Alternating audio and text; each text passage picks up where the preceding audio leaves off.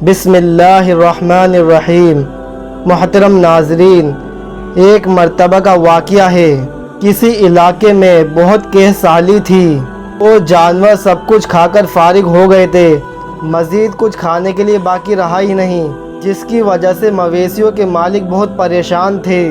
اس دوران مسجد کے ایک مولوی صاحب نے جمعے کے خطبے میں نہایت یقین کے ساتھ یہ بات بتائی، اللہ کا نام لے کر یعنی بسم اللہ پڑھ کر دریا کو حکم دیا جائے کہ وہ بھی نافرمانی نہیں کرے گی۔ اسی مجمع میں ایک چرواہا بھی موجود تھا۔ اس چرواہے کا شاید یہ پہلا جمعہ تھا۔ مولوی صاحب کی یہ بات اس کے دل میں اتر گئی اور یقین کا درجہ پا گئی۔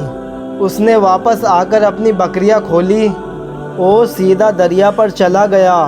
اس نے اونچی آواز سے بسم اللہ پڑھی اور دریا کو کہا، میں اپنی بکریاں چرانے جا رہا ہوں، اس لیے مجھے اپنے اوپر سے گزرنے دے۔ اس کے بعد اس نے یہ کہہ کر اپنی بکریوں کو ہانکا اور دریا پہ چلتا ہوا دریا پار کر گیا۔ دریا پار کر کے دیکھا تو علاقہ گھاس سے بھرا ہوا تھا اور پیڑوں کے پتے بھی صحیح سلامت تھے، کیونکہ کسی کو یہاں آنے کی رسائی نہیں تھی۔ اور اب تو یہ اس کا روزانہ کا معمول بن گیا کہ وہ بکریوں کو دریا پار کر کے چھوڑ آتا اور شام کو جا کر بکریوں کو واپس لے آتا، اور کچھ ہی دنوں میں اس کی بکریاں خوب موٹی تازی ہو گئی۔ یہ دیکھ کر لوگ چونک گئے اور اس سے پوچھنے لگے کہ وہ اپنی بکریوں کو کیا کھلاتا ہے۔ وہ سیدھا سادہ اور صاف دل نوجوان تھا اور اس نے صاف صاف بات بتا دی کہ میں تو دریا پار کر کے اپنی بکریاں چرانے لے جاتا ہوں۔ اس کی یہ بات سب نے سنی، لیکن کسی نے یقین نہیں کیا، کیونکہ یہ ناقابل بات تھی۔ یہ بات ہوتے ہوتے یہ بات مولوی صاحب تک پہنچ گئی۔ مولوی صاحب نے اس چرواہے کو بلایا اور سارا ماجرا پوچھا۔ اس چرواہے نے مولوی صاحب کو ہی حوالہ بنا لیا کہ مولوی صاحب، میں تو آپ کا شکریہ ادا کرنے والا تھا کہ آپ نے جمعے کے خطبے میں آپ نے نسخہ جو بتایا تھا کہ بسم اللہ پڑھ کر دریا کو بھی حکم دو، وہ انکار نہیں کرے گی۔ مولوی صاحب اس چرواہے کے چہرے کو حیرت سے دیکھتے رہے۔ مولوی صاحب نے کہا کہ ایسی بات تو ہم ہر جمعے میں کرتے ہیں، یہ باتیں کر کر لوگوں کا ایمان بنانا ہوتا ہے۔ لیکن بکری چلانے والا ڈٹا رہا اور کہنے لگا کہ میں تو بسم اللہ پڑھ کر پانی پر چلتا ہوں اور بکریوں سمیت پانی کے پار چلا جاتا ہوں۔ آخر کار صبح کو مولوی صاحب نے اپنے آپ کو تجربہ کرنے کی ٹھانی اور وہاں چرواہا بھی آ گیا۔ مزمع زیادہ تھا۔ مولوی صاحب نے سوچا کہ ایک دو بار کر منع کر دوں، لیکن وہ لوگ جو مولوی صاحب کو کندھے پر اٹھا کر لے کر آئے تھے اب بھی جوش کے ساتھ اللہ اکبر کے نعرے لگا رہے تھے اور مولوی صاحب کے حق میں تعریفیں کر رہے تھے۔ آخر کار مولوی صاحب نے ایک رسہ منگوایا۔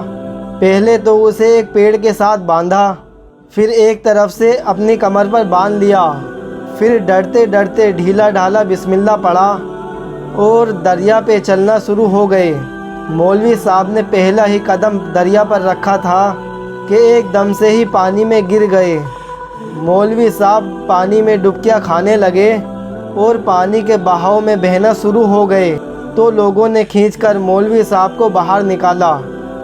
مولوی صاحب کی اس حرکت نے چرواہے کو پریشان کر دیا کہ مولوی صاحب کی بسم اللہ کو کیا ہو گیا، کہ اس چرواہے کا یہ روز کا معمول تھا کہ اس کے یقین میں کوئی فرق نہ آیا۔ اس نے بسم اللہ کہہ کر بکری کو پانی کی طرف اشارہ کیا اور پھر ان کے پیچھے چل کر پانی کو پار کر کے بکریوں کو چھوڑ کر آ گیا۔ لوگ اسے اللہ کا ولی سمجھ رہے تھے اور اس کے حق میں نعرے لگا رہے تھے، لیکن وہ ان سب چیزوں سے بے نیاز سیدھا سادہ انسان تھا۔ وہ چرواہا مولوی صاحب کے پاس پہنچا اور کہنے لگا کہ مولوی صاحب، میں آپ کی بسم اللہ کی تعریف سے بہت پریشان تھا، لیکن مجھے پانی پہ چلتے ہوئے آپ کی بسم اللہ کی بیماری کا پتہ چل گیا۔ اور کہنے لگا کہ مولوی صاحب، اس چرواہے نے پیڑ سے بنی ہوئی رسی پر اشارہ کیا اور کہا کہ مولوی صاحب، یہ ہے آپ کی بسم اللہ کی بیماری، آپ کی بسم اللہ کی برکت کو یہ رسہ کھا گیا۔ آپ کو اللہ اور بسم اللہ سے زیادہ اس رسے پر بھروسہ تھا۔ لہٰذا اللہ تعالیٰ نے آپ کو اس رسی کے حوالے کر دیا۔ مولوی صاحب آپ بھی کمال کرتے ہو، میں نے آپ کے منہ سے سنا اور یقین کر لیا، اور میرے اللہ نے میرے یقین کی لاج رکھ لی، لیکن آپ نے اللہ کا کلام سنا اور یقین نہیں کیا، لہٰذا اللہ نے آپ کو رسوا کر دیا۔